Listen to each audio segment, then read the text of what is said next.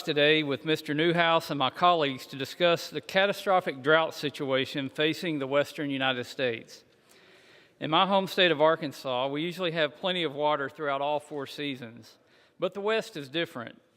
As the lead Republican on the House Natural Resources Committee, I've heard personal accounts from folks across the West about the crippling effects of western drought, both in the past and the present.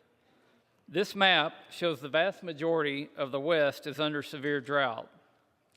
While we can certainly take short-term action to mitigate drought, we must ask ourselves 2 questions to solve this issue long-term. First, how did we get here? And next, how can we avoid another situation like this one? Before we answer these questions, some important context is necessary. Decades ago, water engineers understood that the arid West would remain dry and its rivers went through boom and bust cycles of floods followed by intense drought.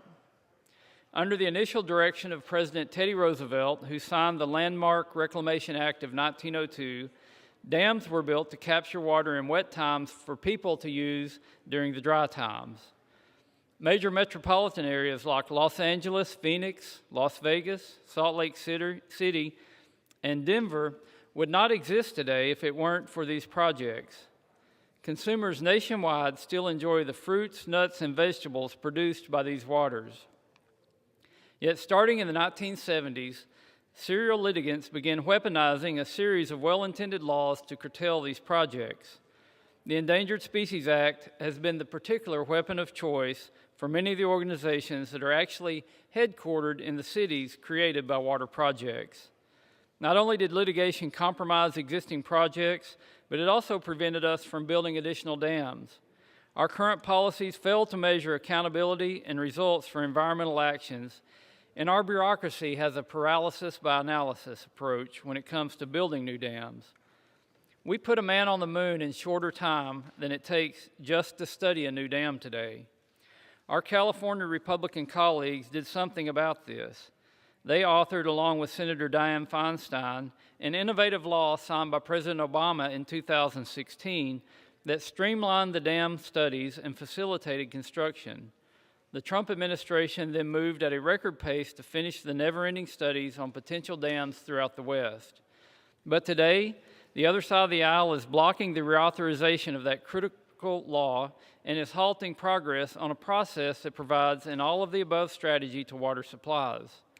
The drought is not only having impact on water supplies for our communities, but it's also making a terrible situation even worse in our poorly managed forest.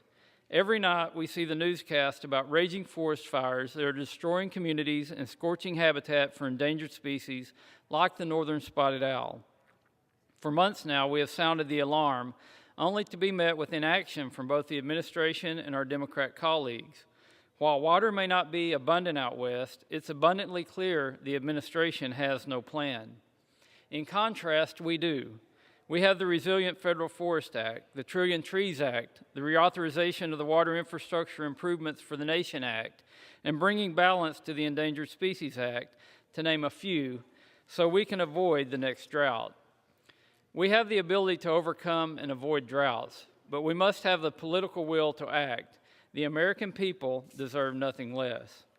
At this time, I would like to recognize the gentleman from